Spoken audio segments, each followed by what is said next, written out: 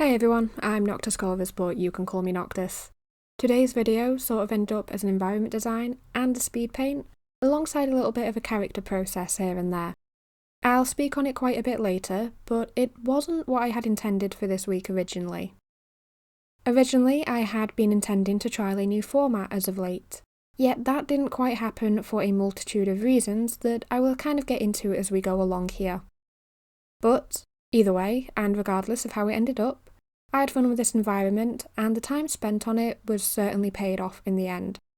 Which is kind of why I let this be just another speed paint, just to kind of discuss everything I wanted to and everything I needed to around it all. So before we get into everything, I will also say that it kind of got away from me a lot more than I planned it to. I mean, I didn't really know how long this week's video would be, but the environment was estimated to be a bit shorter, as I really underestimated how much time this all would take at each stage, and particularly this drawing. It does sort of lead us into the beginning of the process though, so without much more delay, let's just get straight into it. So off the bat this week, I did consider maybe making a video on how I approach character creation as a whole, rather than just illustrations and design drawing. It was planned to look at the ideas behind them, the inspiration, and really unpack the process to it all, as I have recently been looking at a range of character ideas, just for various ideas and needs and areas. I've also been evaluating the characters from personal projects too, so it's kind of really been on my mind as of late. It meant that I considered it more as a process thing over a tutorial, and had kind of planned to follow how it goes from an idea to a final design, or at least a more secure design, rather than just showing the final stage like I normally do on here. So for a process for this video, it starts here. It began with footage of brainstorming the core aspects of the character, and kind of followed through rough sketches and various designs and variations of the design until I had something workable. And as chronology goes, I want to unpack these initial ideas before looking any further at why the video changed into this, and how it even got to this place to begin with. See, it all began with the idea of an archive, or a library containing decades worth of knowledge. It's the most basic form of the idea at the moment, and the archive concept is truly the core of what started everything. From the location came the idea of the character within and the themes that it would eventually add into this via their personality, and kind of looking at how they'd reflect one another. By this, I mean how the environment would reflect the character's personality through the colours and the items inside. So, for example, plants if they like natural aspects, or if it was all neat and orderly. And also how the character reflects the environment. The initial idea was to develop them both alongside each other, to truly have them reflect each other, and to ensure that they went together in an interesting sense more than anything. As well, it was done this way as it made more sense that the ideas held for each other would then add depth to one another, and sort of include little nods here and there to reflect each other in this connection. This all meant that I started here. It ended up with me and a list of words that kind of reflected the first iterations of the archive itself and the first version of the character. See, originally it was to be grander and more refined. It would be something awe-inspiring and look more like a fancy library, with the character then reflecting this. It meant that the list had words like refined, spacious, grand and bright. I had the images of this in my head and a sense of how it may be reflected in possible designs going forward. It would be neat rows of shelves, large halls and tall ceilings, and accents of further finery to give a sense of the environment. For the character, it would have been neat clothes and nothing on their person out of place. Yet it wasn't the only way that I could go with this. It also meant that I had an opposing list too. Cosy, inhabited, cluttered and busy. Wild maybe to a degree as well, but also comfortable. A sort of library where the shelves were a bit messier, with books and scrolls stacked on top of each other. There may have been piles of books to the sides on the floor, and things a bit more out of place than first expected. For the cosy aspect, it could also be seen as the rooms would be made smaller, and something that would feel less open and cold.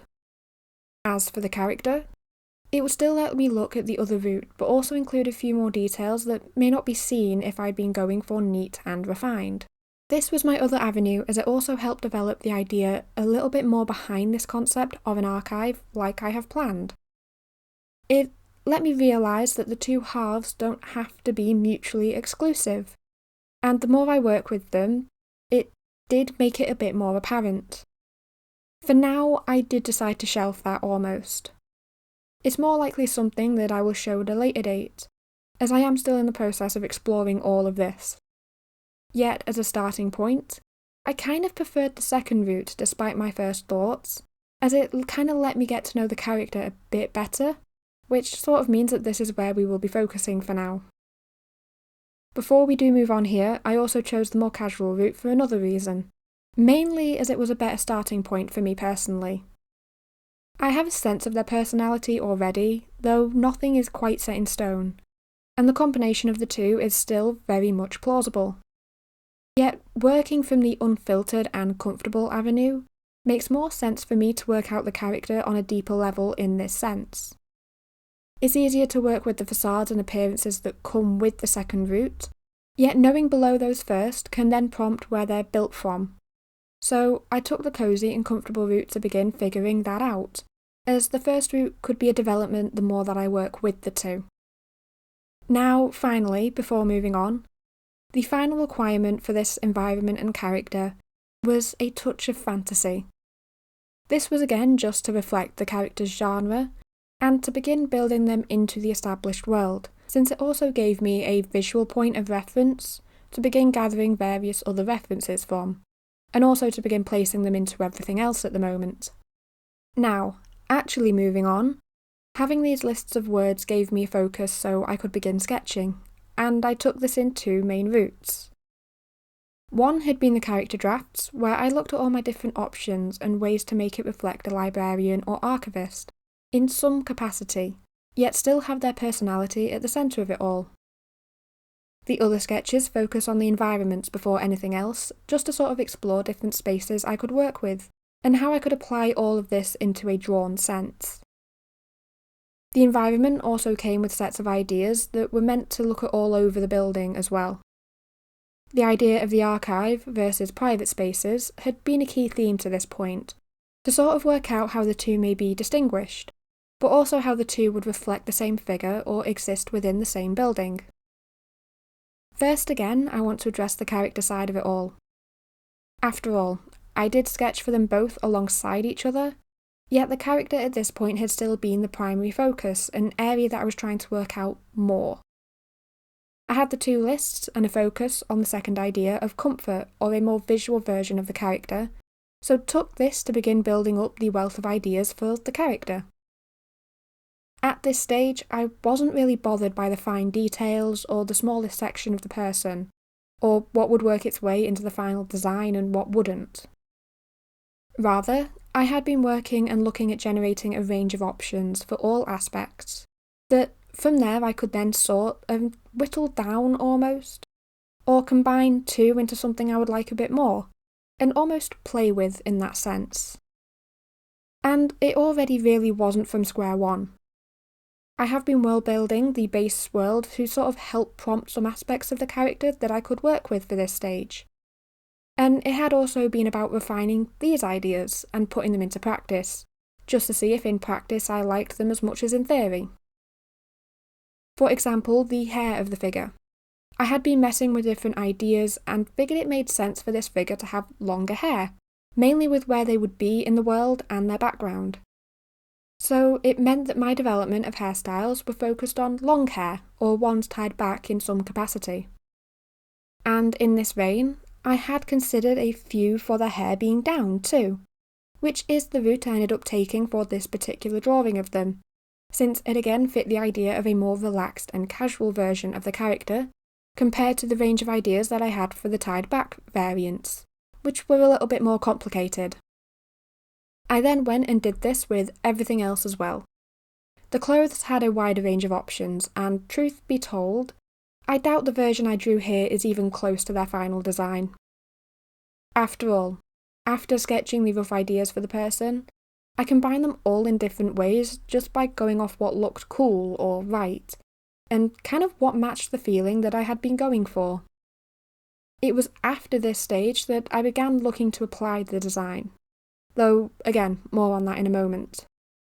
See, alongside the initial sketches for the person had also been the sketches for the environment, and these focused on slightly different ideas.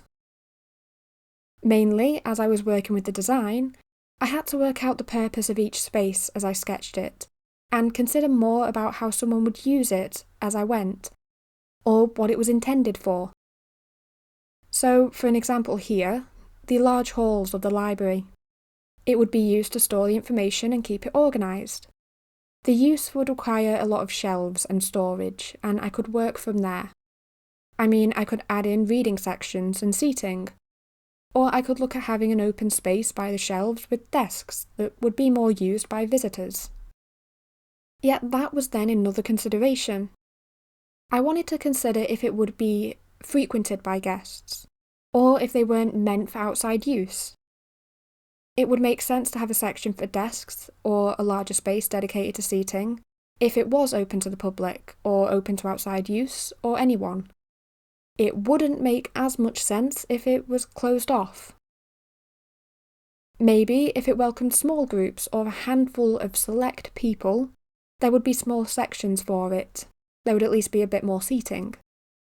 However, if the use was to purely store information, then it made no sense for there to be anything other than the occasional chair for the keeper.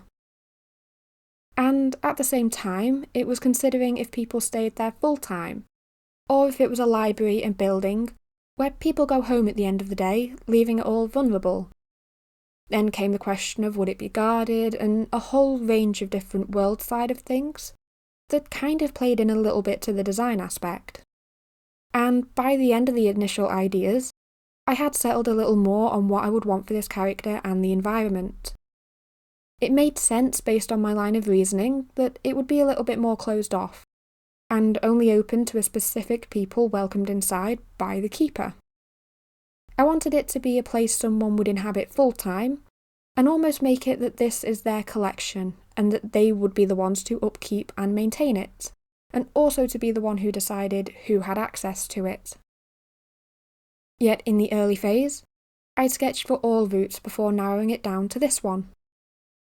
Even in this route, I still sketched the ideas of a large hall and rows of books.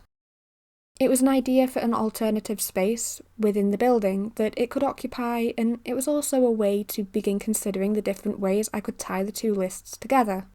Though, for now, the important side had been those leaning towards a private section of the building. I kind of imagined it as a space more tucked away deeper into it, that would be used as a residence of the figure that I was drawing, and somewhere they'd keep their personal favourites, or the books that they wanted a bit closer. I also thought that this space would have a comfortable nook for reading as well, and it kind of just came to pull it all together at that point. So with those in place, I could then move into actually developing this image a bit further. Now, in the original planned video for this week, this was meant to be a first draft sort of thing for them both. Maybe a short clip of progress, and maybe just an outcome. Yet it was the first time I would be visually putting them both together in a sketch or a draft. After all, in first versions like this, it is sort of rare that I would then complete the image to this degree.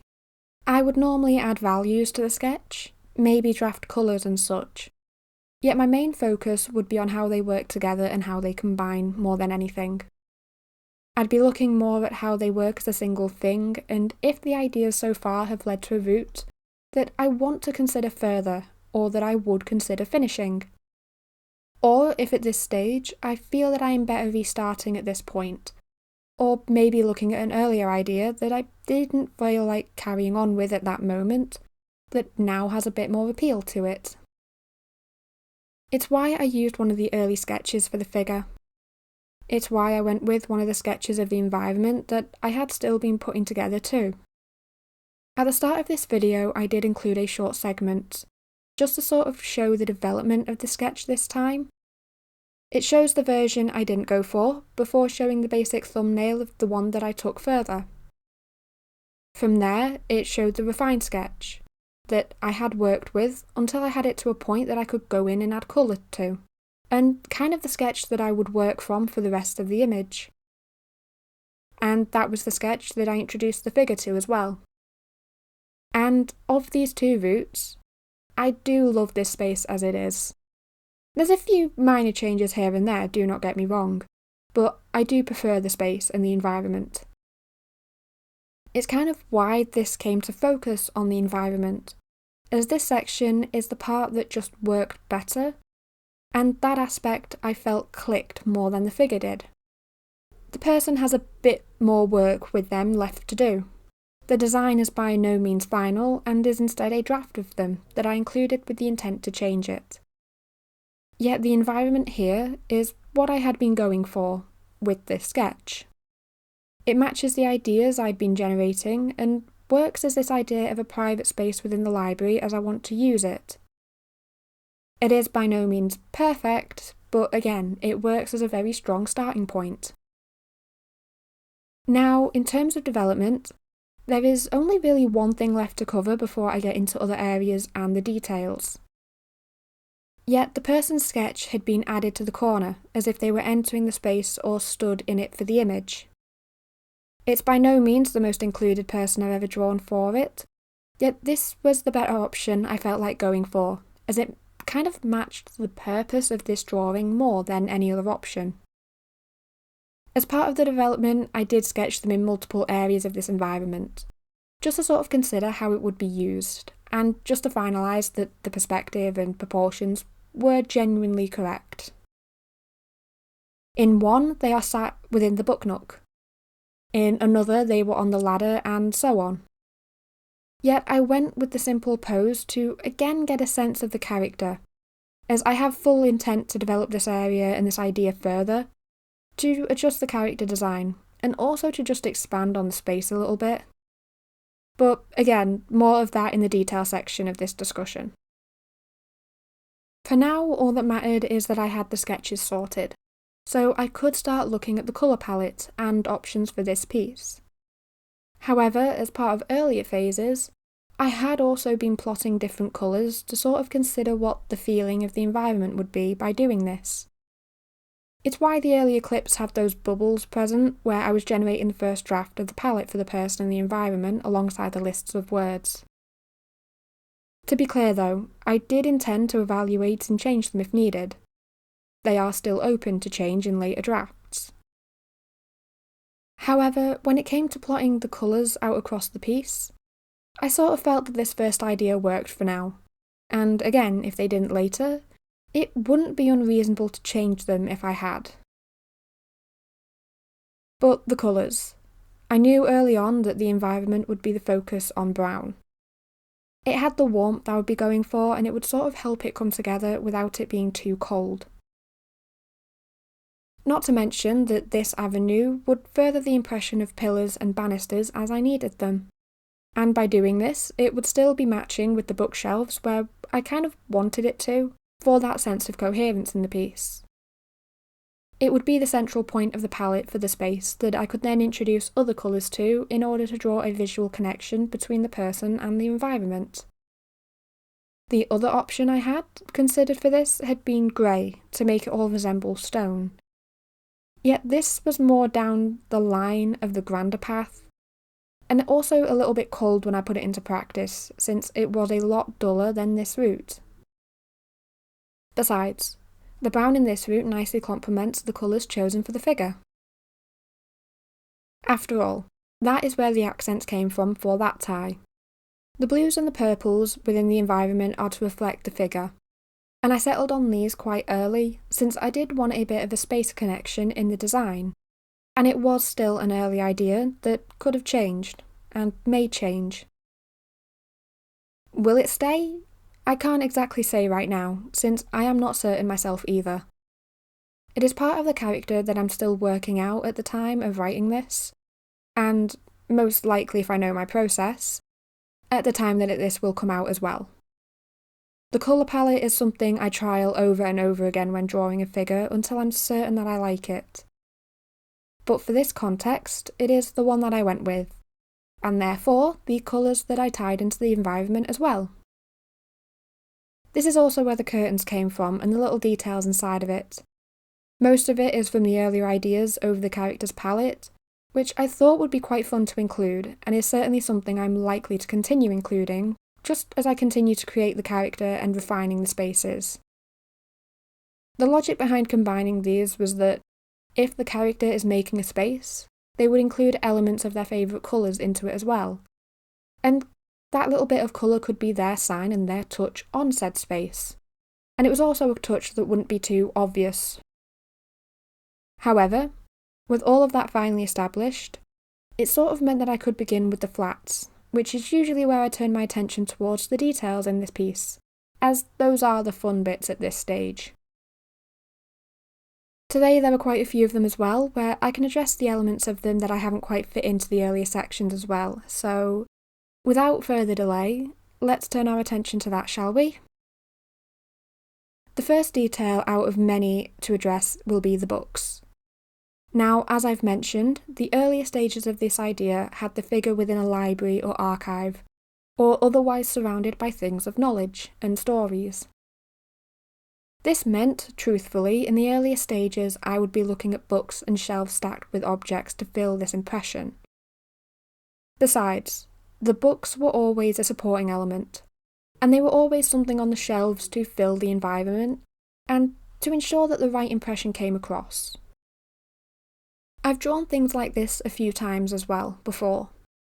And those outcomes were some of my favourites when I made them too, which meant I had very little deterring me away from this route.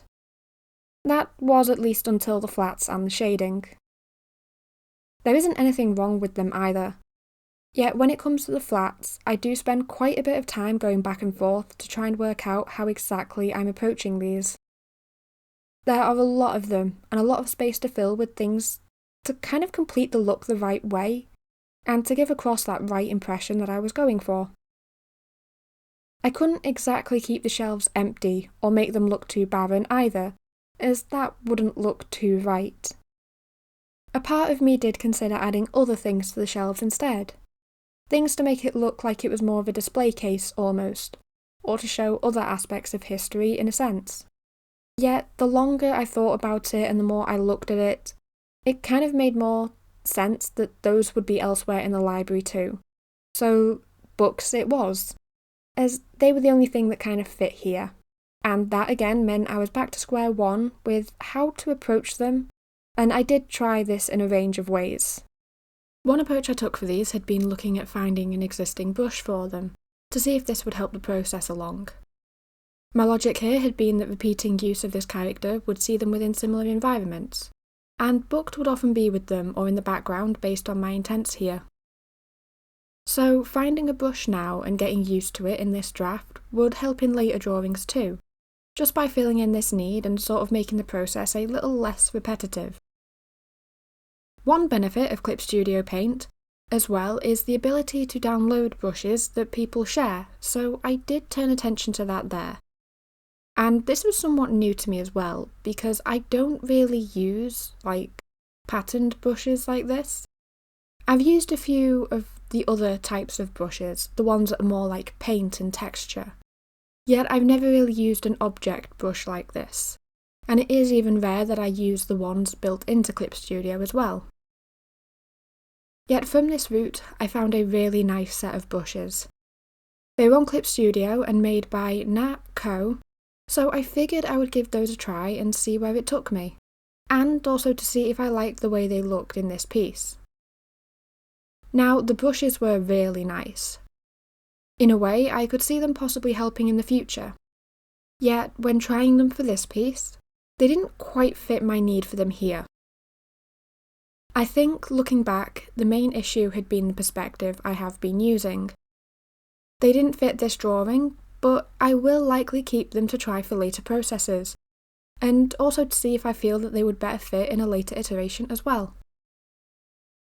This did just take me back to questioning how I would go about it and how I would be approaching these books. By this point, I tried drawing each book and layering them of all sorts of colours, and had also looked at maybe a few more options off camera. Okay, maybe more than a few options off camera. One attempt saw me using hatching brushes to see if that would lead anywhere, but I realised at that point that I may have been overcomplicating it all way too much. The books are, at the end of the day, a supporting piece to set the scene. They're there to save the shelves from being empty and to again convey the purpose of the shelves, this space, and create the impression of this archive/library. So I kind of figured that I would just try to fill the shelves with simple marks and a round brush until it looked about right, and then kind of go from there. It wouldn't be perfect or detail focused, yet it would get it down. And at the end of the day, if I hated it that much, I could always change it again like I have repeatedly at this point. Besides, it also helped me just move on and focus on other sections of the drawing anyway, so I could continue it, and eventually finish it. From this point the shading had been simple, if not a bit repetitive. I could focus on the books first to add a shadow between where two would be, just to kind of give it an impression of the shadows being cast and there being a bit of depth where the others would sit and interact. I could shade the covers further back in the shelf, and use the basic shade to convey how books were leaning and interacting as well, and that was kind of the main goal of this first phase. It was simple and basic, but blending it out softened it a little bit too, and that kind of worked to further the impression that I wanted, and it also was to stop them grabbing too much attention with such harsh marks that they started out as. The lighting was a similar train of thought. Using a glow layer, I could introduce where light may hit the books, and further distinguish between two in the row, and where they interacted. These were the two simple approaches, and yes, they took a lot of time, but it ended up worth it when they looked more like books in the end of this alone.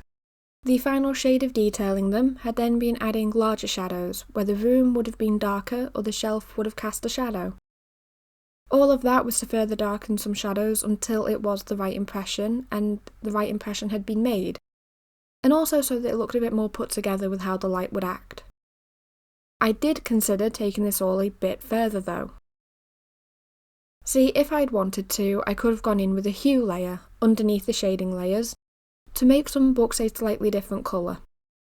I considered making some green and maybe some red, maybe also adding in a few brown ones here and there, and just kind of making it so the shelves had a bit more variety with colour other than the blue. And the blue originally was more as a placeholder anyway, and really nothing was stopping me from doing this. It would have been interesting, and my initial plan had been to include this stage. However, I didn't want them to be too busy or steal attention away from the scene. It would have been a lot of time to do that as well, and I didn't think it would have paid off quite how I wanted it to, which did sort of deter me from it in a way. Besides, I also had to remind myself that it wasn't really the point of this drawing.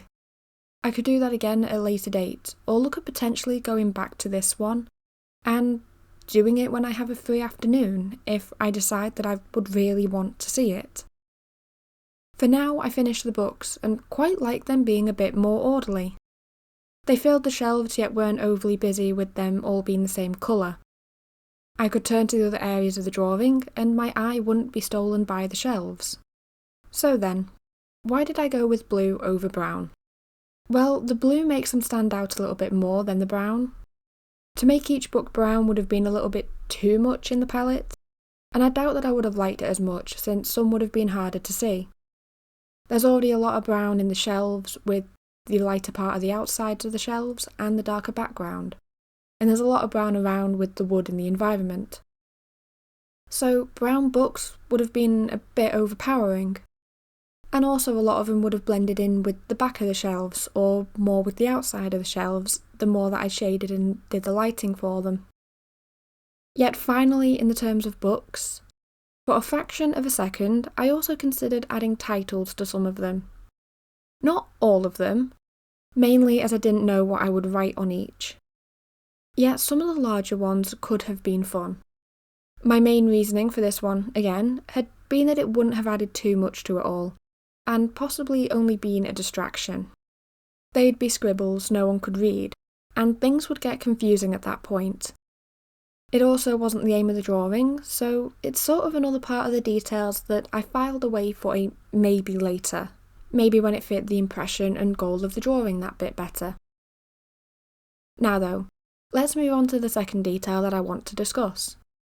I have mentioned a bit to the character, but haven't touched much on why they are there and why I've settled on this version out of them all, so I do want to go over that to a degree as well.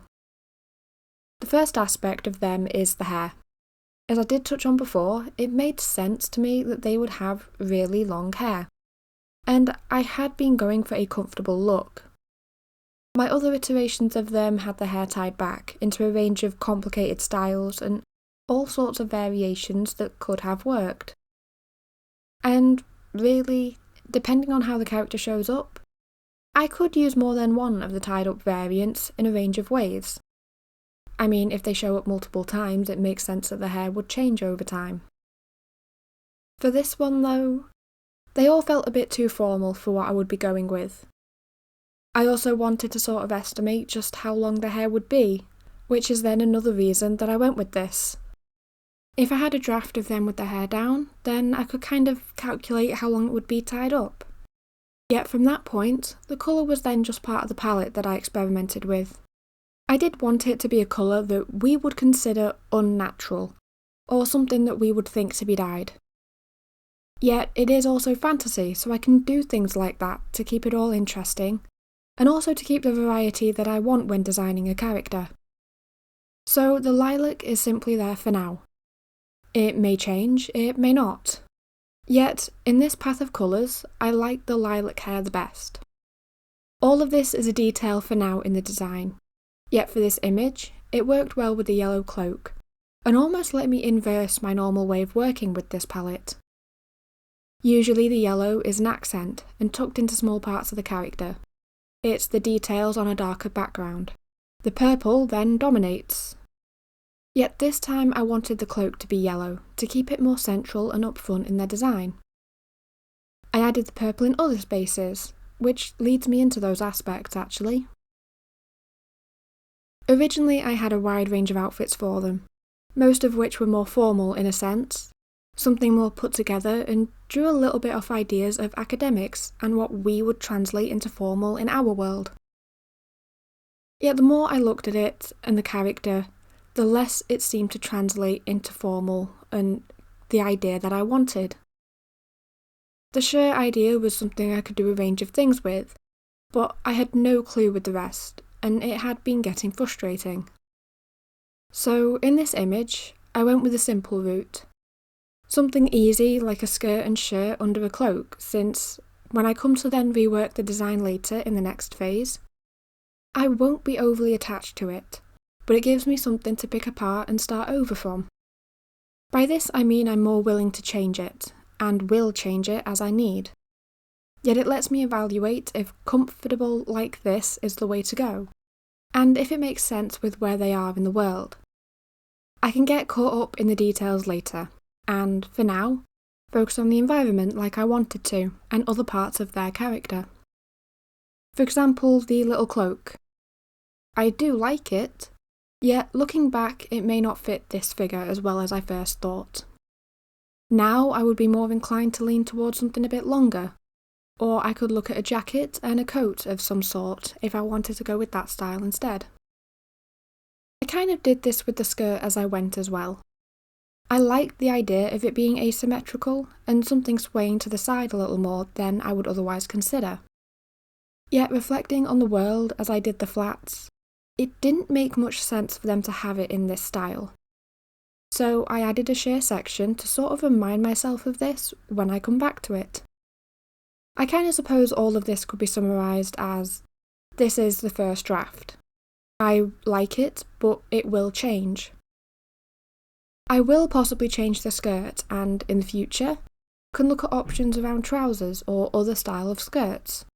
Or I may revisit the world building to work out if things like these conventions are something this character would break, or if they would keep to it. Maybe they'd follow an older ideal of them. I could really do an endless options with it at the moment. But for now, it is point A and step 1. Everything seen here is its most basic of form at the moment, and it's bound to expand in the future. And also, for what it's worth, it is an interesting appearance to start with. Either way, I would want to add a few visual clues that this person is an archives keeper, even in the casual appearance, because I haven't really done that at the moment. Don't get me wrong, I'd also have to consider how their more formal appearance may carry over parts to this one, and again, vice versa. Now, finally about this detail, however, is their pose and position. The books in their hands is, for now, the nod to the archive. Again, something I would have to change, as it is currently their only tie. However, I kept them by the door despite my other sketches, as I wanted them visible, a point I have slightly touched on. This is a drawing of the environment by now, but it is also a document of the first design that I could refer to later when changing it. Keeping them inside the nook or up on the balcony was obscuring them quite a bit, which would then make it harder to refer to later. Besides, the way it looks as if they've just entered the room in the pose at the moment, whilst simple, kind of fits what I had been going for in my head.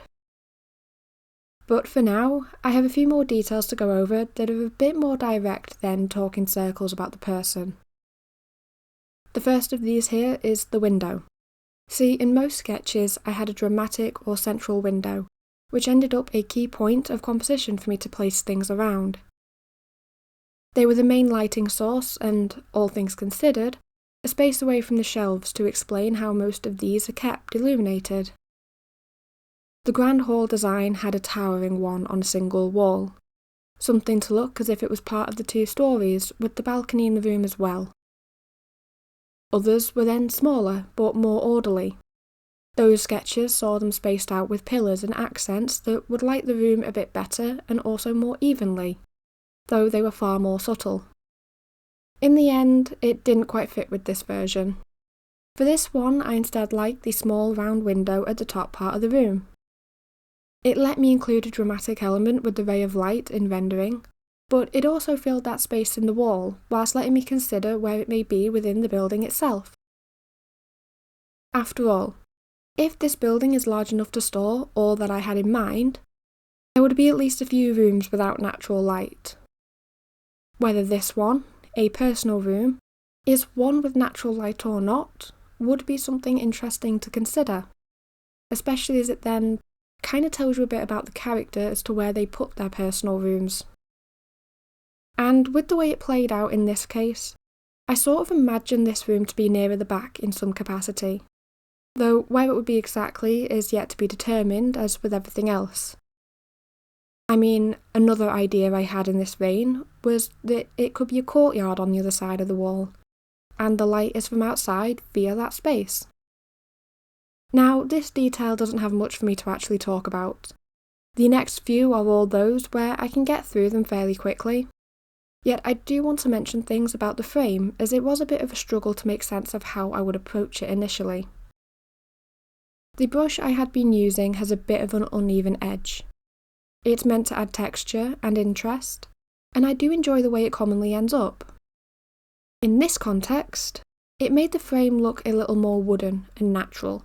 The effect was only slight and more subtle. It's something seen more when up close, which again is something I prefer for this area. Yet taking the natural route felt that little bit better, and it made more sense the more that I developed the character. I also liked the wooden frame rather than any other version I made with stone, mainly due to personal preference for the environment at this point.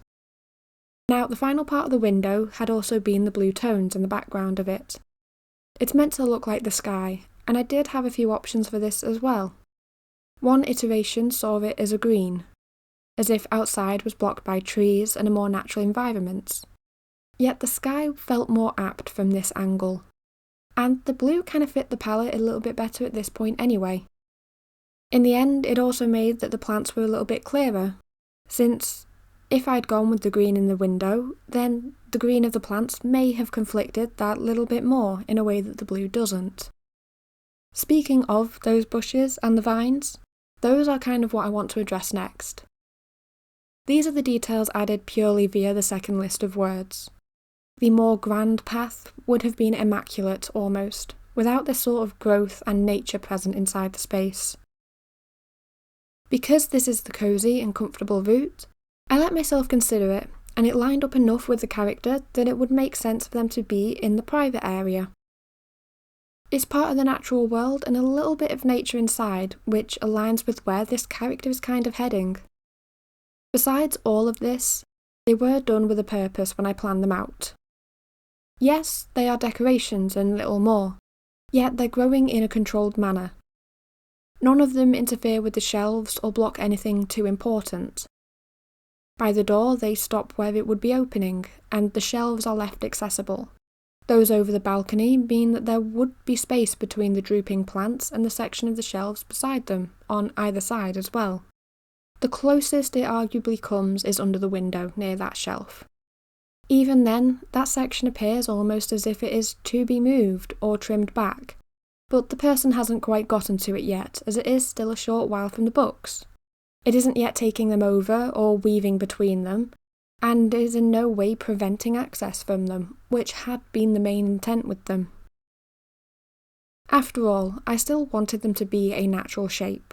They wind and they climb, wrapping around things as an anchor to continue growing.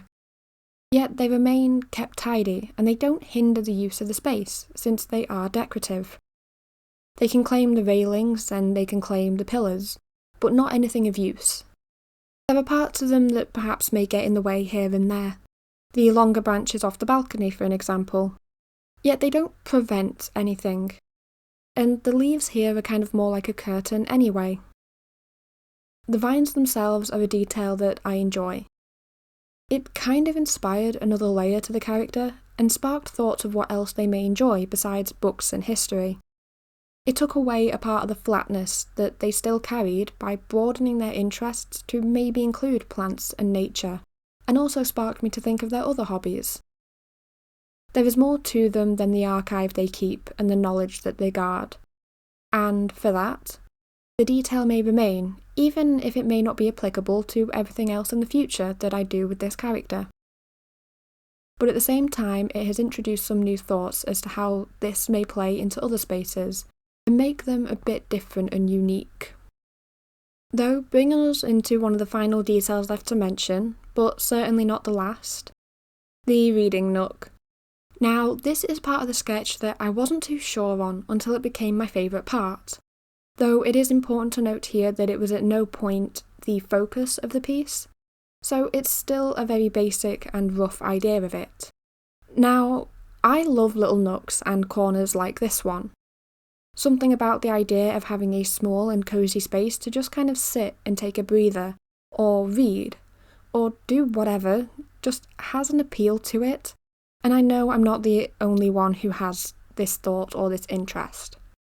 The ones I love the most are those which are then enclosed. They're the ones that have curtains to just kind of shut everything else off, and it is that little nook away from everything. So for this one I did sort of indulge a little bit. I made the arch in the wall, what was otherwise going to be a hallway or another room, into this nook, and decided that the stairs are on the side of the room that we don't witness at the moment. The curtains were from the colour scheme of the character too, and from there the theme just kind of came together without much more hassle. They were inspired by space and I went with it.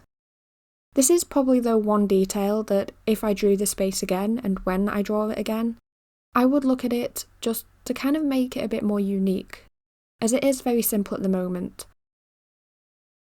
And it isn't really that simple is a bad thing, I just kind of know that I would want to add more to it, to make it a bit more of a space that I had imagined, that I couldn't do because it was so far away this time. Again though, part of why I did this is because it is the first draft. I will rework a lot of this space, just to be clear, and I don't quite know at this point how recognisable it will be at the end of all of this. Yet, for now, it is a drawing that I had a lot of fun with either way. Now, the final detail to end off all of this are the fairy lights and the orbs at the top. These are only something brief and quick, as the reasoning behind it sort of boils down to quite simply it being a fantasy. There is a trait to it here, and it lets me do stuff like this to casually introduce elements of magic. And it kind of shows that magic is passively there in everyday life, and it's not too strange or out of place. It also doubles by answering questions about how this would be lit at night, or in the rooms that don't have windows. There was a subtle detail that again added to the personality and the comfortable tone to the area. However, it also added interest to those areas that little bit more than anything else would have. Now, that being said, that is actually all we have time for this week, and it has creeped up on me quite a bit. I hope you have enjoyed it all, and I hope you are looking forward to the start of this project officially. You may be able to tell that I've been enjoying it more myself than a little bit, but in case people didn't see, the first story for this idea actually comes out next week if everything goes to plan. For now, thank you so much for watching, and I hope you have a wonderful day. Goodbye!